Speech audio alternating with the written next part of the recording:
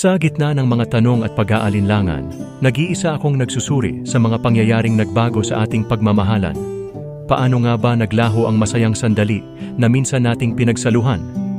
Sa bawat sakripisyo at pag-ibig na ibinuhos ko, tila naging usok na naglaho ang lahat. Sa mga alaala ng kahapong puno ng saya, ngayon ay nagdurusa sa kawalan. Paano nga ba muling mabubuo ang nasira? Paano babalik ang pag-ibig na minsang naging ating kanlungan? Sa kabila ng lahat, ako'y patuloy na magpupunyagi. Haharapin ang bagong kabanata kahit na nag-iisa sapagkat ang buhay ay patuloy na magpapaikot. At ako'y magpapatuloy sa kabila ng paglaho ng ating kwento.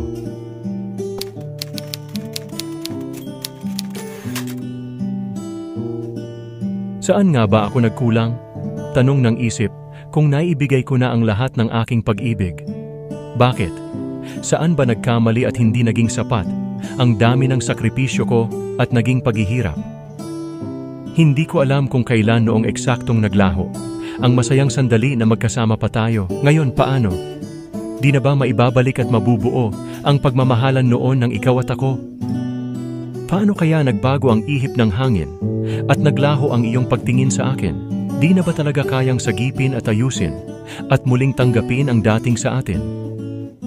Lahat ay naglaho at hindi ko na mababawi. Sa pagguho ng lahat sa isang sandali, di ko na maibabalik at mabubuong muli ang pagmamahalan natin na gaya ng dati. Ang ating kahapong punong-puno ng saya, puro tawanan lang ang tayong dalawa. Magkasama mula gabi at inaabot ng umaga, magkasalo at di nag-iiwanan sa hirap at ginhawa. Noon di natatapos ang kilig na nadarama, di ka mag-iisa saan man magpunta. Yan ang mga kahapong alaala na talagang di ko na mababalikan pa. Ako'y babangon, huwag kang mag-alala. Kaya ko at kakayanin ko kahit wala ka na. Di ka man kasama sa pagmulat ng mga mata. Kung ito ang tinadhana, ako'y walang magagawa. Ang lahat ay natapos na lang bigla at ako'y naiwang mag-isa sa bagong kabanata. Dahil ang lahat ay isang malaking akala na ngayon ay naglaho na lang at nawala.